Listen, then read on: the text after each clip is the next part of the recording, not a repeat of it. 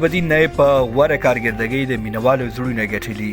ګلبدین نایب بیګا په خوندورې توپوهنې خپله لوبډله اټاله کړه. پر توپوهنه یې پراخ غبرګونونه پارېدلي. بشپړ حال په دې ویډیو کې وګورئ او انعکاس میډیا چینل سبسکرایب کړئ. بیګا شپه د نړیوال شلوريز لیګ سیالیو په دوام د دوبۍ کاپیټلز او ډیزرټ وایپرز لوبډلو ترمنځ یوه مهمه سیالۍ ترسره شوه چې دوبۍ کاپیټلز لوبډلې په 9 ویکټو وګټله.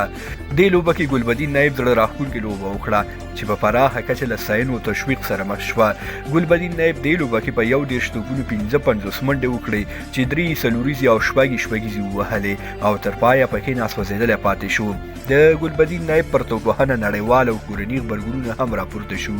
وسیم اکرم د لوبې په جریان کې د ګلبدین نایب په اړه وویل: ګلبدین نایب په رښتینې توګه قوي هیټر دی او په رښتیا سره ماسټر مسل دی. افغان خبریال او کرکټسار بختیار ساحل لیکلی دی: ما په خپل ټول ژوند کې د ګلبدین نایب دومره ښې لوبې نه وې کتلې. ګلونو بیا نیمه سریزه وهلې او لوبډله یې بیا بریا ته رسولې ده. بختیار ساحل لیکلی دی: وروره د نظره مشي بیخي ښه رواني. بل افغان کرکټسار هارون سحاق لیکلی دی: نن د ګلبدین نایب ورځ وه. نن یو ځل بیا ښه فینش وکړ.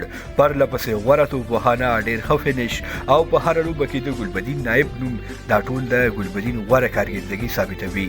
خوږو ملګرو، تاسې د ګلبدین نایب د بیګانۍ غوره توپوهنې په اړه څه نظر لرئ؟ کمنټ کې راسره شریک کړئ. زموږ ویډیو شیر او چینل سبسکرایب کړئ.